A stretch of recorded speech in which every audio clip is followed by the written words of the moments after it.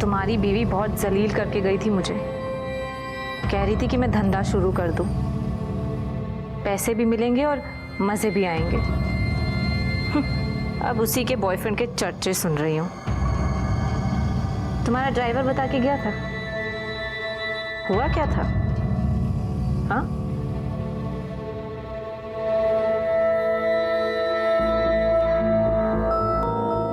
मेरे सामने तो बड़ा मर्द बनते हो तुम, अपनी बीवी को खुश नहीं कर पाए।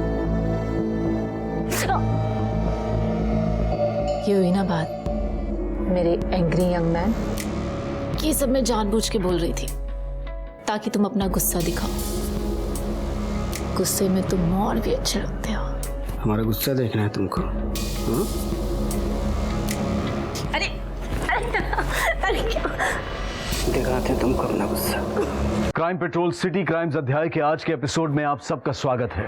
अपनों का प्यार, भरोसा और साथ हो तो इंसान जीवन की बड़ी से बड़ी लड़ाई भी लड़ सकता है, लेकिन जब प्यार खत्म हो जाए, भरोसा टूट जाए, तो ऐसे इंसान के लिए उसकी अपनी जिंदगी ही एक लड़ाई बनकर रह जाती है। कोई भी इंसान आत्महत्या की कोशिश तब करता है जब उसे जिंदगी से कोई उम्मीद नहीं रह जाती, और यह भावना शहरी लोगों में अधिक देखने को मिलती है क्योंकि उनकी जिंदगी में बढ़ती असुरक्षा की भावना उन्हें कमजोर करती है। जिंदगी कोई खेल नहीं है कि इसे किसी और के भरोसे खतरे में डाला जाए। हमारी जिंदगी से कई और लोगों की जिंदगियां भी जुड़ी हुई होती हैं। इस पर सिर्फ हमारा हक नहीं होता और ना ही इसे खत्म करने का हक हमारे पास होता है। लेकिन ये औरत क्या कर रही थी? अगर ये आत्महत्या थी तो इस दूसरे आदमी की इसमें क्या भूमिका थी? वो उसे रोक क्यों नहीं रहा था? आखिर क्या था ये सब? आइए देखते हैं आज के एपिसोड की इस अविश्वसनीय कहानी में।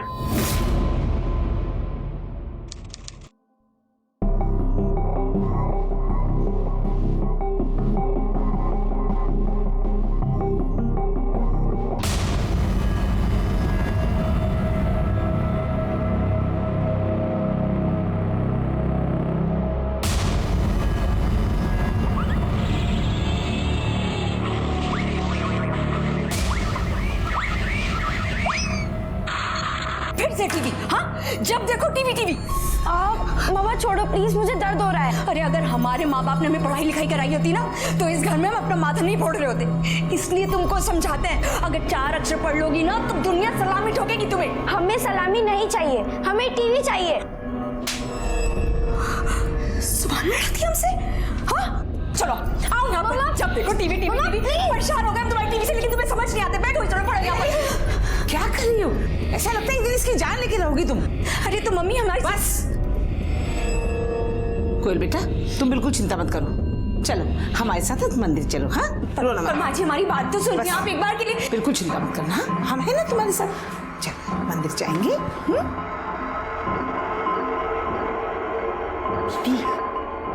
खूब निशाने पे तीर मारे थे आप। आपका नशक एकदम सही था। तूने ठीक से तो पता किया है ना? दीदी हम कभी आपको कोई गलत खबर दिए हैं क्या? वो जो बैंक वाली मैनेजर मैडम है ना रूही, वो क्या ही जाते हैं साहब मुंह मारने। अभी भी साहब वही है। अरे बस करना, कितना साफ करेगी? वैसे भी लिपस्टिक का दाग तो मिटा देगी, बाकी लव बाइट्स का क्या करेगी? इलेक्शन शुरू होने वाले हैं और तुम्हें टिकट मिलने के चांसेस हैं, इसलिए मैं नहीं चाहती कि मेरी वजह से कोई भी प्रॉब्लम हो। मेरे साथ भले तुम जितनी मर्जी डर्टी पिक्चर बना लो, लेकिन लोगों के सामने तुम्हारी इमेज एकदम क्लीन होनी चाहिए, समझे? मतलब खूबसूरत तो है ही, बाकी दिमाग भी बहुत चलता है यार। हाँ? अच्छा तो मैं तुम्हें पसंद हूँ? बार बार बोल के बताई जाए जरूरी नहीं होता है ना, भावनाओं को समझो। तो अच्छा चलो यही बता दो, मैं तुम्हें ज्यादा पसंद हूँ या फिर तुम्हारी बीवी?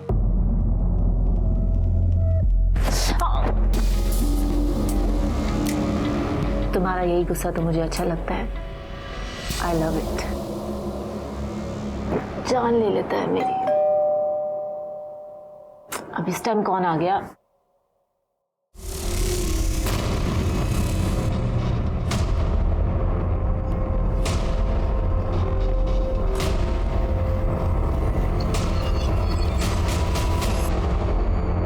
क्या अभी जो देखना था देख लिया, बिना चूचा किए वापस जा।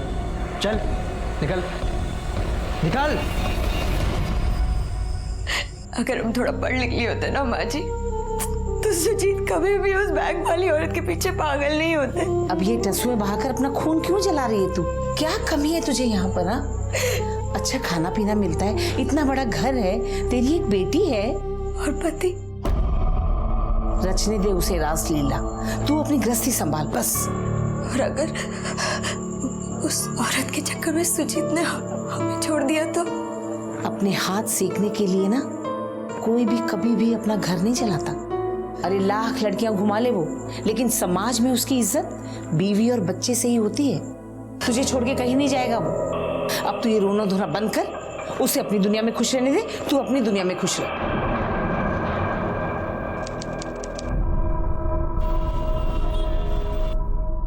अरे बहू, हम जरा मंदिर जाके आ रहे हैं।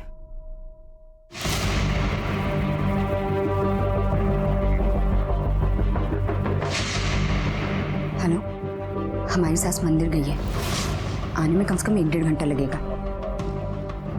आप तुरंत आ जाइए।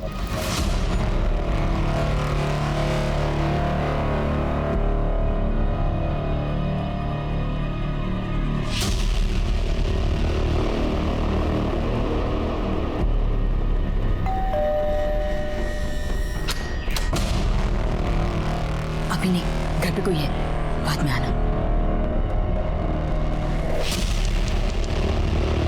Om Kim Jam Dum Om Him Kim Jamun Hai Om Kim Kim Jamun Da Chan Ma Pa Om Him Kim Jamun Da Chan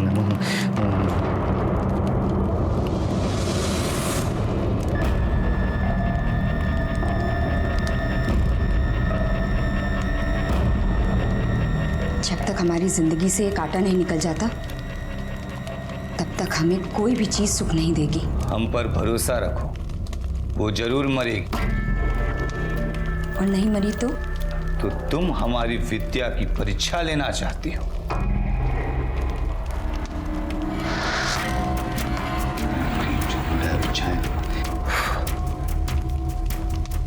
इससे अपनी थोड़ी सी उंगली काटो, परिणाम तुम्हारे सामने होगा।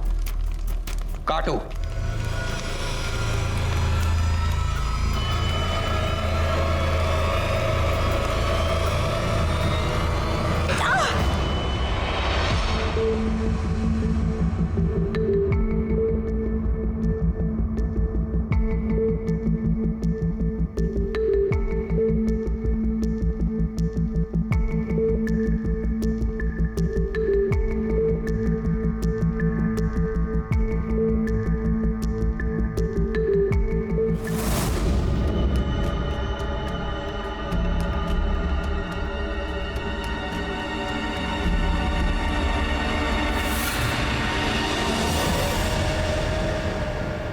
अरे इसको इससे गुना करो और इस पे जोड़ दो, इतना तो आसान है। क्या मम्मी आप कुछ भी पढ़ा रहे हो? अरे पर खाने में कड़ी चावल बनाए हैं, आपको पसंद है ना? अरे तुम हमारी पसंद की चिंता रहने दो, वो हम देख लेंगे। तुमको इस घर में सब कुछ खाने पीने को मिल रहा है ना, तो जो मर्जी बना के खाओ, लेकिन हमारा दिमाग ना खाओ तुम।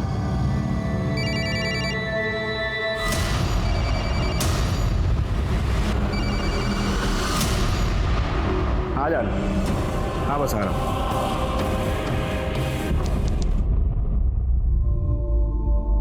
बाय दादी। बाय बेटा। हाँ जी, आप मैनेजर को फ़ोन कर लीजिए, बुकिंग का वही देखेगा। हाँ जी, क्या? हाँ पेमेंट का भी वही। हाँ ठीक है, ठीक। हाँ डेट सेम डेट जी ठीक। देख बेटा, हम तुम दोनों के बीच में बोलते तो नहीं है, लेकिन एक बात बताएं, कल तुम्हारे जाने के बाद दीवार पे सर मार मार के इसने अपना सर फोड़ लिया। वो तो भगवान का शुक्र है कुछ हुआ नहीं, लेकिन कल अगर कुछ कर बैठेगी तो क्या करेंगी? तुम परेशान ना होना, हमको पता है बहुत ज्यादा नौटंकी कर रही है आजकल। श्याम जी एक बार गाड़ी रोक दीजिए। क्या हुआ मैम? मैडम हम स्कूल के लिए लेट हो जाएंगे। हाँ हाँ ठीक है, लेकिन मुझे इसका टिफिन तो चेक करने दीजिए, इसने टिफिन रखा भी है या नहीं रखा, वरना स्कूल वापस आना पड़ेगा देने।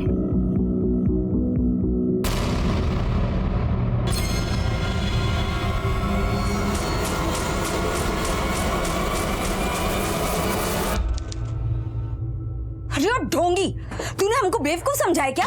हाँ, कुछ कुछ भी नहीं हुआ उस औरत को। हुआ क्या है? होना क्या था, गुस्से में आके हमने अपना सर दीवार पे फोड़ दिया। हमारा सर तो सूज गया, लेकिन एक खरोच तक नहीं आई उस औरत को। हमने देखा है। बेवकूफ तो तुम हो ही। हमने अपनी विद्या के माध्यम से तुम दोनों की आत्माओं को जोड़ा था।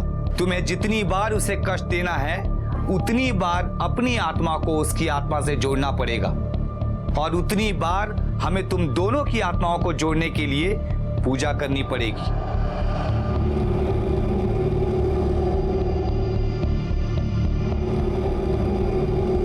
लो, इससे मारो खुद को, अब असर जरूर होगा।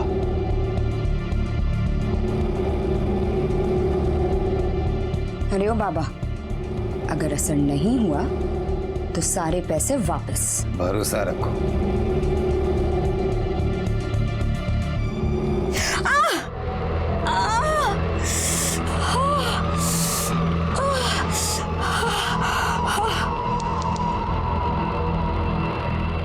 बस श्याम जी, आप यहीं रोक दीजिए, मुझे यहाँ से कुछ सामान लेना है।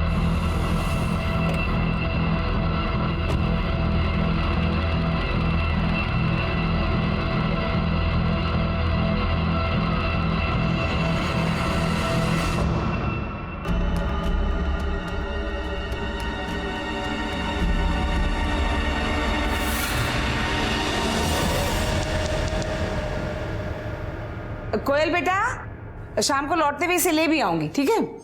चल आज दादी के साथ स्कूल। हाँ।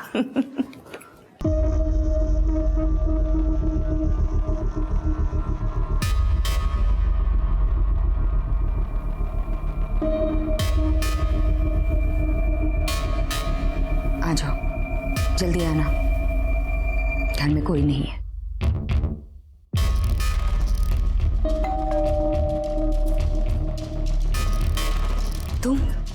तुम्हारा तो समय गलत चल रहा है। 2-3 घंटे बाद आना, अभी घर पे कोई है।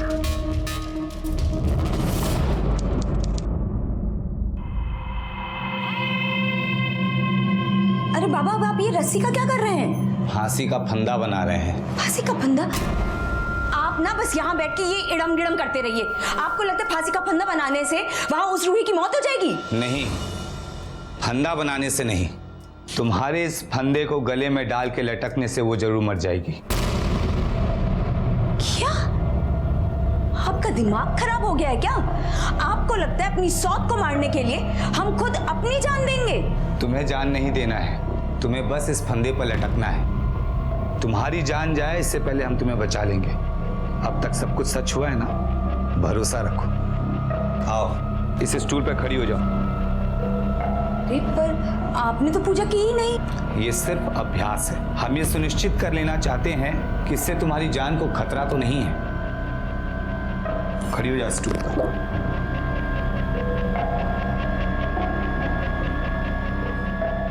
ये ठीक है ना?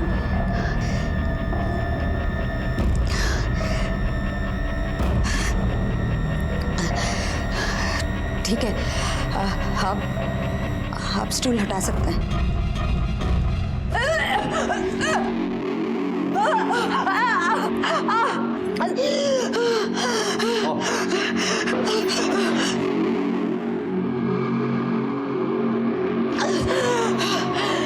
पानी पियो।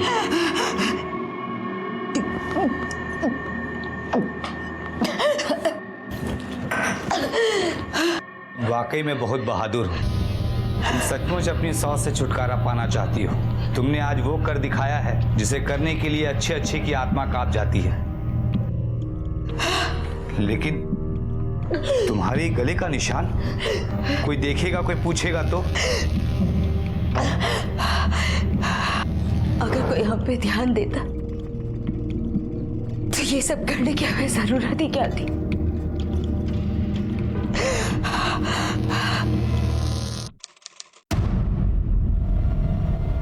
अरे कोयल, कोयल, चल बेटा, लेट हो रहे हैं हम लोग। प्लीज मम्मा चलो ना हमारे साथ प्लीज। कोयल, उसको नहीं आना तो छोड़, तू चल मेरे साथ, जिद मत कर। निकालो यार गाड़ी तुम।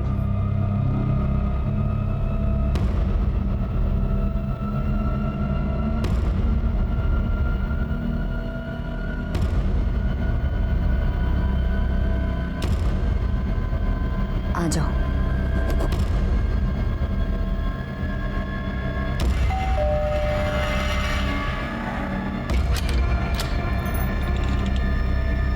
चिंता मत करो, आज जाने के लिए नहीं कहूंगी।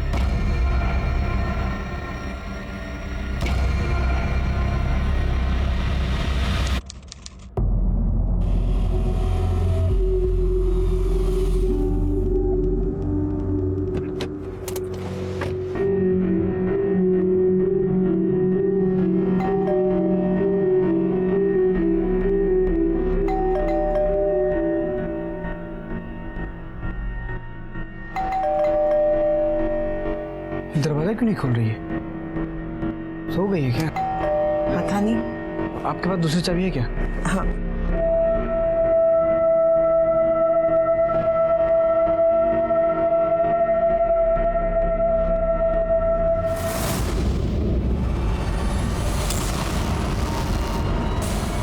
मीना, मीना, ये क्या हो गया? मीना,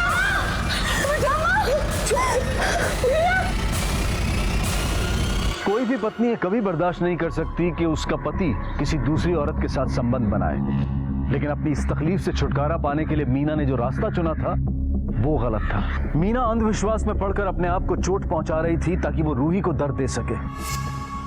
मीना एक तांत्रिक के साथ मिलकर रूही को मारना चाहती थी, लेकिन इसके विपरीत अब वो खुद अपनी जान गंवा बैठी थी।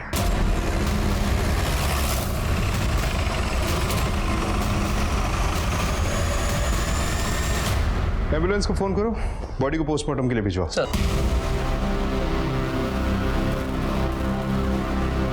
कैसे हुआ ये सब?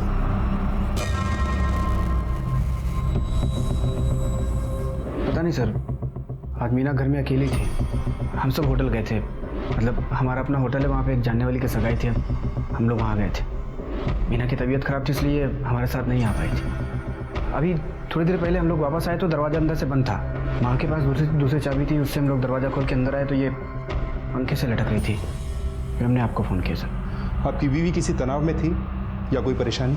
नहीं सर, ऐसी कोई बात नहीं थी। सर बॉडी पे कोई चोट का निशान नहीं है, लेकिन गले पर ऐसे का निशान है सर। दरवाज़ा अंदर से बंद है, कोई फोर्स्ड एंट्री नहीं है, मतलब बाहर से कोई नहीं आया है। मिश्रा, आसपास जितने भी हार्डवेयर स्टोर हैं उससे पता करो कि ये रस्सी कब और किसने खरीदी, और पूरे घर की अच्छी तरह से तलाशी लो। देखो कोई सुसाइड नोट मिलता है क्या? सर। ठीक है।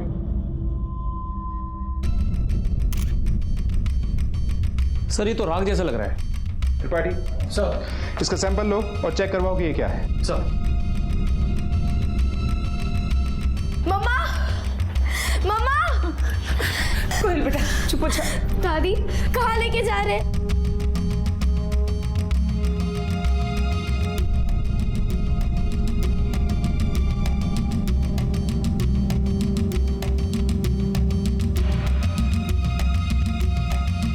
ये कौन है? नौकरानी है साहब, झाड़ू पोछा करते।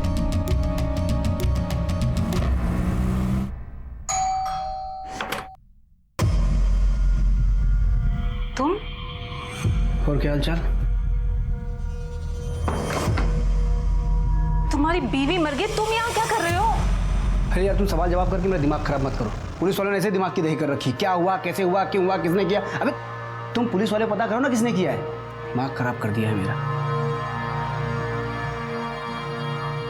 वैसे ये सवाल तो मैं भी करना चाहती हूँ कि ये सब हुआ कैसे? वो खुद मरी या फिर हमारे रास्ते का कांटा थी, हट गई ना। अब वो खुद मरी कि किसी और ने मारा, क्या फर्क पड़ता है?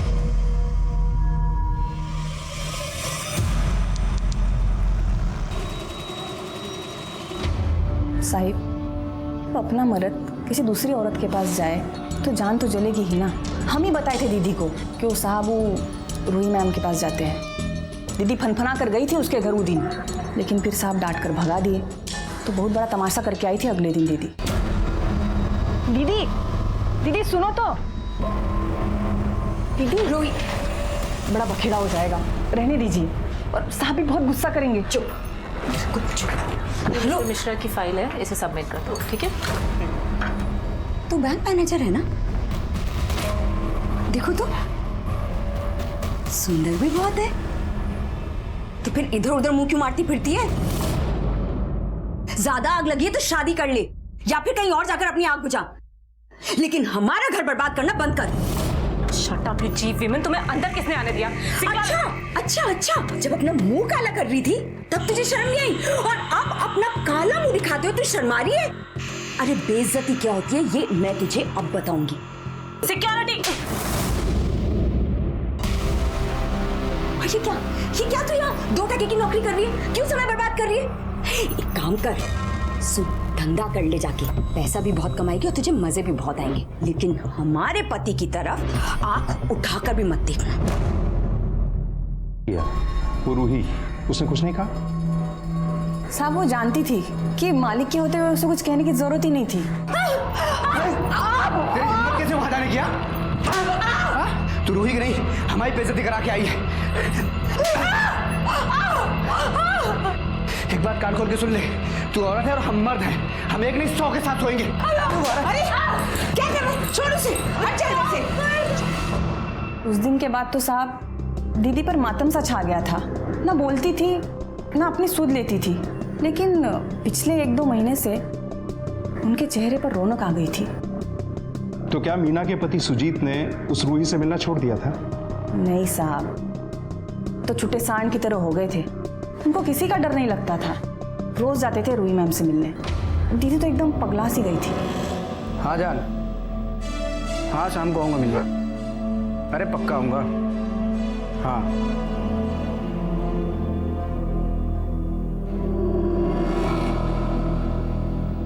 दीदी, आपकी हालत देख के ना हमको बहुत दुख हो रहा है। अब ज्यादा दिन दुख नहीं रहेगा, क्योंकि मुझे तरीका मिल गया है उस रूही को अपने पति से अलग करने का। कौन सा तरीका? जब काम हो जाएगा तो बता देंगे, लेकिन तब तक एकदम चुप, किसी से कुछ मत कहना। ऐसा क्या तरीका मिला था मीना को? पता नहीं साहब, वो बताने से पहले दीदी गुजर गई। ठीक है, तुम जाओ, कुछ पूछना होगा तो फिर बुलाएंगे। सर, पोस्टमार्टम रिपोर्ट आ गई है। देखो मिश्रा।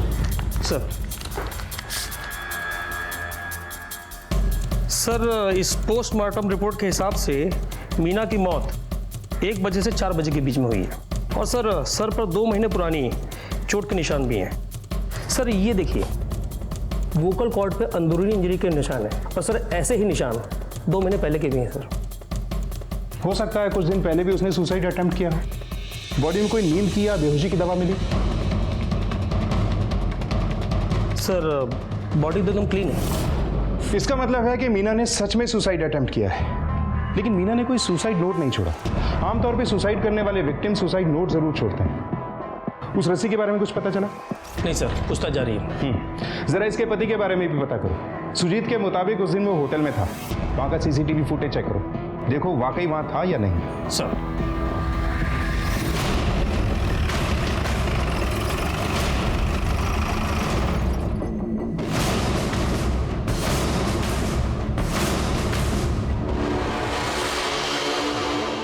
सर, होटल की सीसीटीवी फुटेज आ गई है। लगाओ।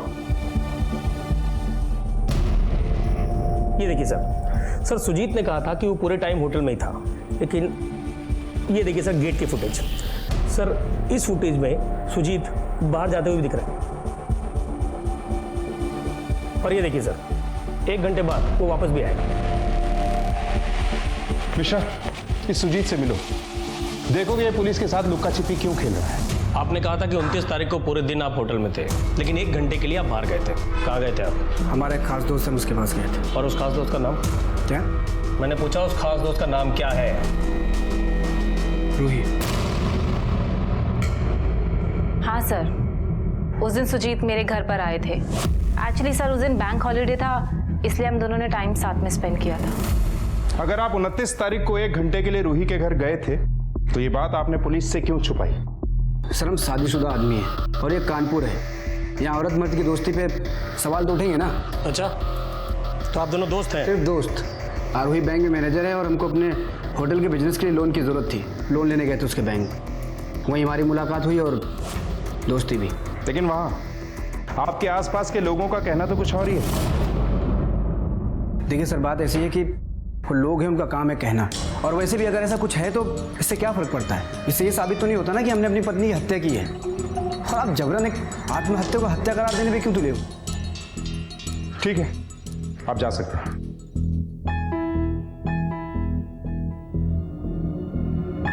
मिश्रा, जहां ओवर कॉन्फिडेंस होता है ना, प्रॉब्लम वहीं से शुरू होती है। ये सुजीत और रूही दोनों के कॉल रिकॉर्ड से करवाओ। देखो कि उस दिन इन दोनों की लोकेशन क्या थी। Okay sir.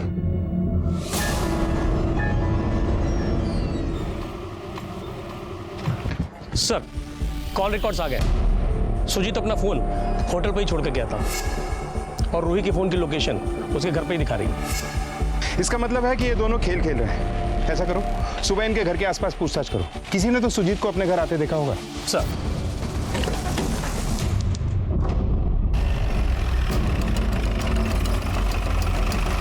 उनतीस तारीख को सुजीत माँ और बेटी के साथ बाहर गया था। हाँ सर, हमने देखा था। अच्छा, बीच में सुजीत वापस आया था? ये तो याद नहीं साहब। ठीक है साहब, एक बात बोलूं? बोलो। मुझे लगता है कि मीना भाभी का किसी से कोई चक्कर था।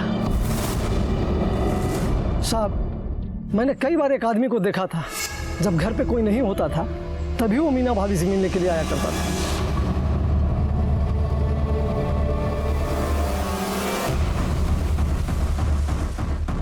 दिखने में कैसा था? पता नहीं साहब, कभी चेहरा देख नहीं पाया। और दोनों इस बात का ध्यान रखते थे कि कोई उन्हें देख न ले। और मीना भाभी पहले खुद दरवाज़ा खोल करके देखा करती थी कि कोई उन्हें देख तो नहीं रहा है, उसके बाद वो बाहर निकलता था।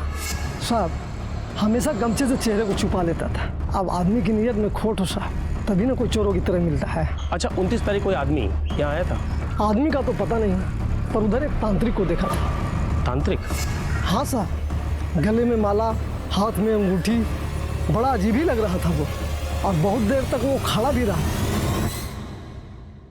उसका स्केच बनवा सकता है? नहीं साहब, इतना याद नहीं है, एक ही बार देखा था ना। अच्छा, जरूरत पड़ेगी तो थाने बुलाएंगे तुझे। जी साहब, आऊँगा। चलो।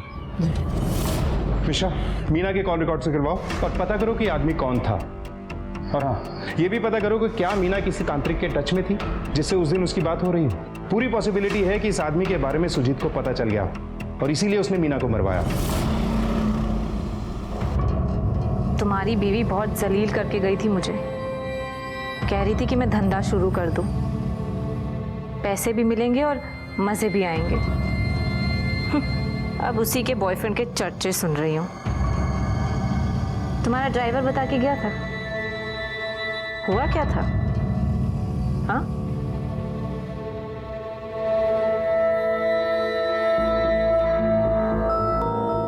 मेरे सामने तो बड़ा मर्द बनते हो तुम, अपनी बीवी को खुश नहीं कर पाए। ये हुई ना बात, मेरे एंग्री यंग मैन। ये सब मैं जानबूझ के बोल रही थी ताकि तुम अपना गुस्सा दिखाओ। गुस्से में तुम और भी अच्छे लगते हो। हमारा गुस्सा देखना है तुमको? अरे अरे अरे क्या दिखाते हैं तुमको अपना गुस्सा।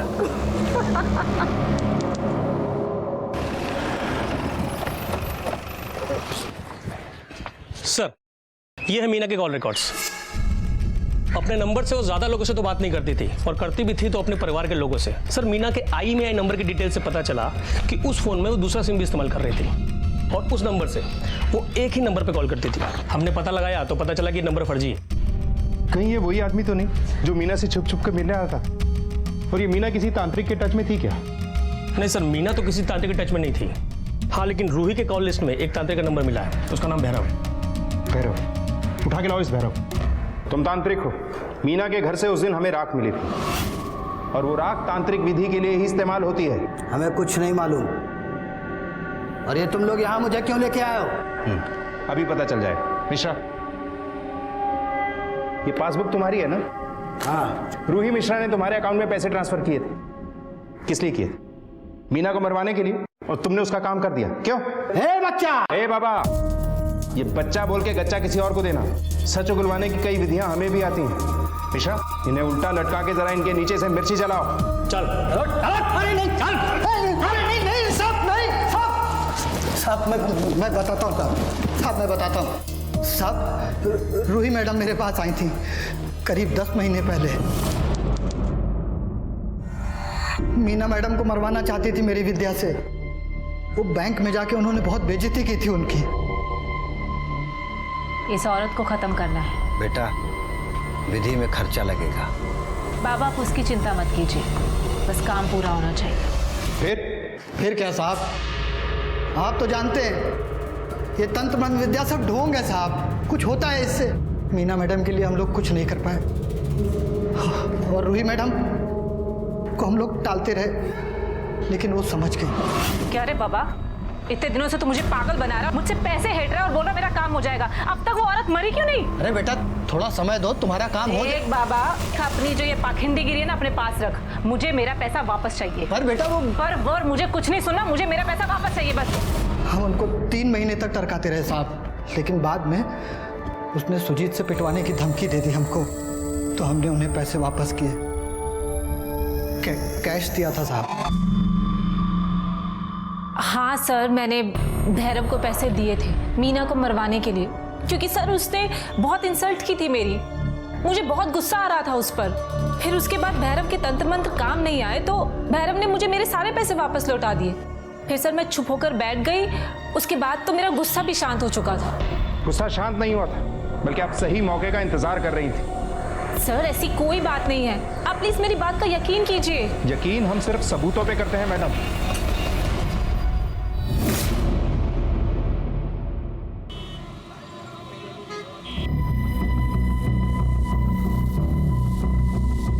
मिश्रा, ये भैरव और रूही दोनों एक जैसी रटी रटाई बातें कर रहे हैं। कोई ना कोई कनेक्शन तो है मीना, रूही और भैरव के बीच। सर मैं आपको वही बता रहा हूँ। ये देखिए सर, मैंने मीना, भैरव और रूही तीनों के कॉल लिस्ट को अच्छे से चेक किया, और करीब 2 महीने पहले मीना ने एक नंबर पे 3 से 4 बार बात की, और उस नंबर से ये भैरव लगातार कांटेक्ट में था। और सर जिस दिन मीना मरी उस दिन भैरव ने इस नंबर पे कई बार कॉल किया। और किसका नंबर है ये? किसी जगत का है सर। ये जगत कौन है? नहीं मालूम साहब। सुबह से शाम तक इतने लोग आशीर्वाद लेने आते हैं, किस किस को याद रखें कौन कौन है कौन नहीं। देख बाबा, सच सच बोल दे, वरना तेरे कष्ट बढ़ने वाले हैं। बोल। हमें नहीं मालूम साहब। कभी कंटाप का आशीर्वाद लिए हो?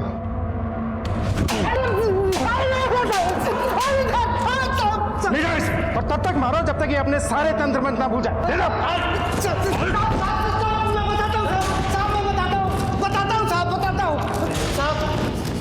अब जगत मेरा चेला है। मतलब जगत भी एक तांत्रिक है? जी। और मीना जगत से बात क्यों कर रही थी? नहीं मालूम साहब, लेकिन जगत कभी भी फंसता है तो हमें फोन करता है। कहाँ रहता है ये जगत? ओम ह्रीम क्लीम चामुंडाय ओम ह्रीम क्लीम चामुंडाय ओम ह्रीम क्लीम चामुंडाय कौन हमारी पूजा भंग कर रहा है?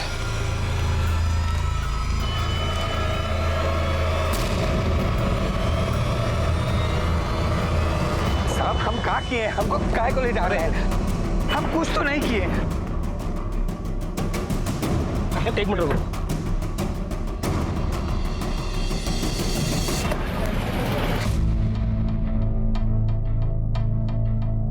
क्या हुआ साहब? इस आदमी को जानते हो? यहीं पास में रहता है। हाँ साहब, तांत्रिक है ये। और तो और इसके घर में बहुत सारे लोग आते हैं, खास करके औरतें। क्या ये औरत भी आती थी वहां पर?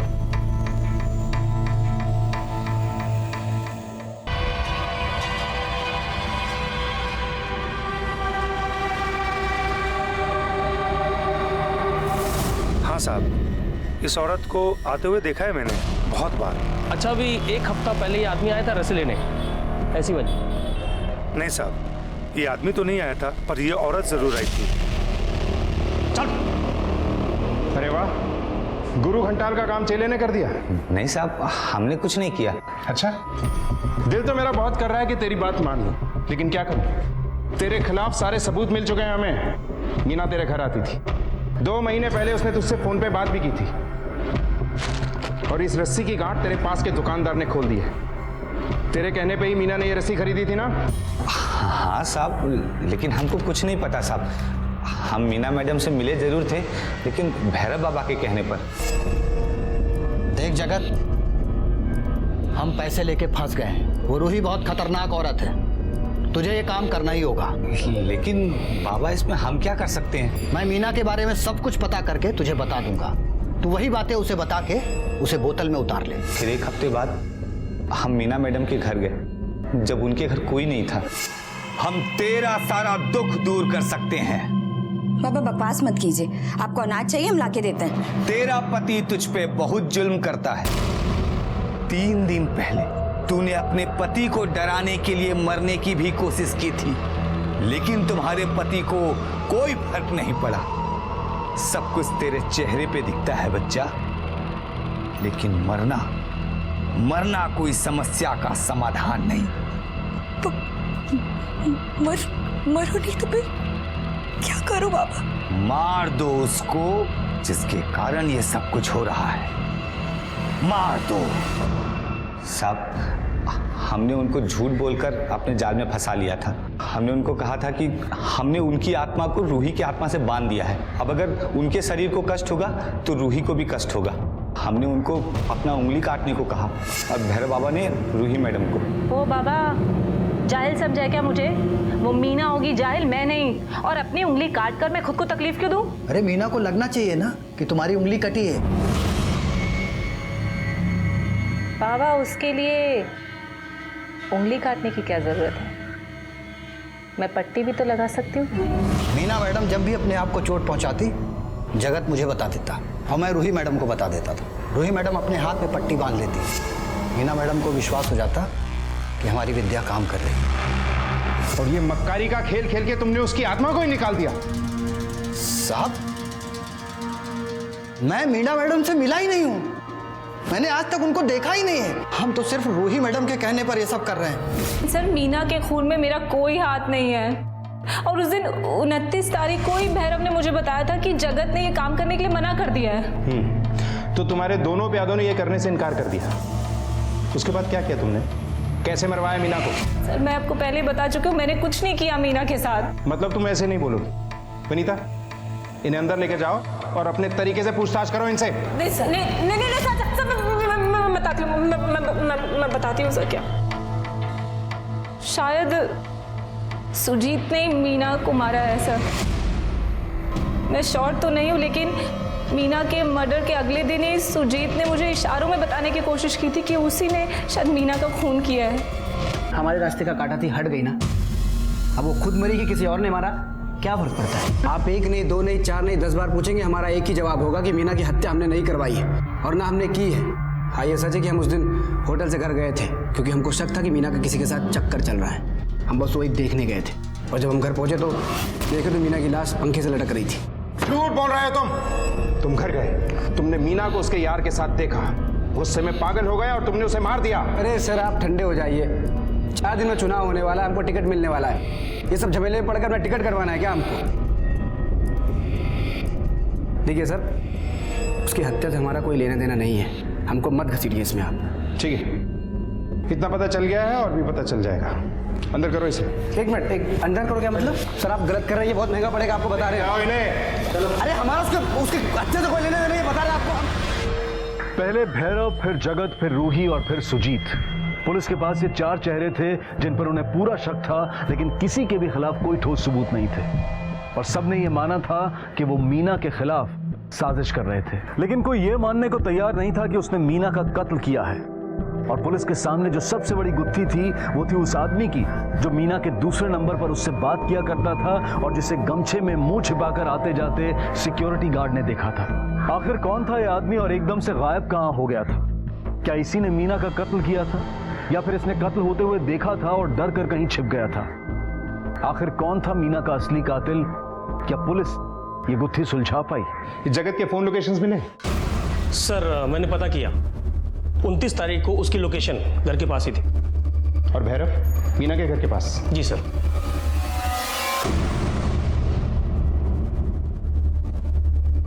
पिशा, ये जगत और भैरव दोनों को एक साथ पुलिस स्टेशन बुलाओ।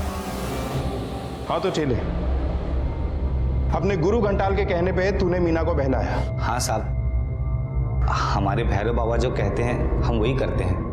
और अपने गुरुजी के आदेश पर तूने मीना को मार डाला। हाँ साहब, नहीं साहब, हमारा बोलने का मतलब वो नहीं था साहब। असल में हम दोनों मिलकर ही उनके भोलेपन का फायदा उठा रहे थे साहब। लेकिन जब उनको मारने की बारी आई, हमारा तो रूह कांप गया साहब। हम इस पचड़े में नहीं पड़ना चाहते थे साहब।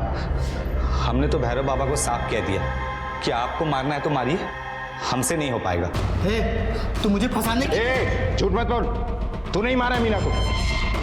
तेरे फोन की लोकेशन वहीं की थी और गार्ड ने तुझे वहां देखा भी था। साहब हम वहां गए थे और हमने इसको फोन करके कहा भी था कि तू मार दे, नहीं तो मैं मार दूंगा। लेकिन साहब ऐसे थोड़ी ना होता है कि हम मीना मैडम से कहें कि तुम फांसी लगा लो और वो लगा लेंगी, मेरे लिए जान की बाजी दे देंगे। अरे साहब मैं तो मीना मैडम को जानता भी नहीं। हाँ, मैंने इससे ये ज़रूर कहा था कि मेरा परिचय करवा दो, बाकी मैं संभाल लूंगा। मैं वहां गया था, इसका इंतजार कर रहा था, ये आया नहीं।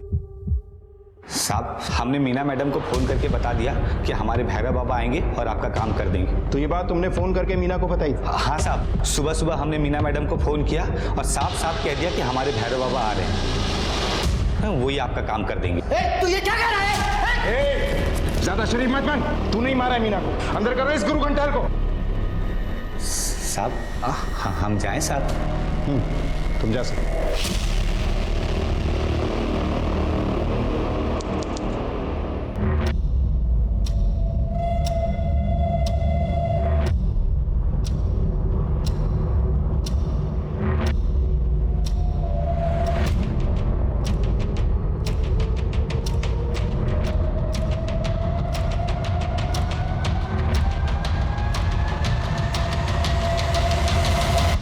साहब हमेशा गमछे से चेहरे को छुपा लेता था।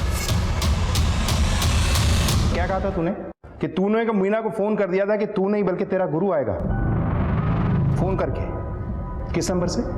तूने अपने नंबर से फोन नहीं किया था और उस दिन मीना के फोन पर कोई भी फोन नहीं आया था। तूने इस मोबाइल से मीना को फोन किया था और इसका सिम कार्ड निकालकर फेंक दिया था, लेकिन मोबाइल अपने पास ही रखा।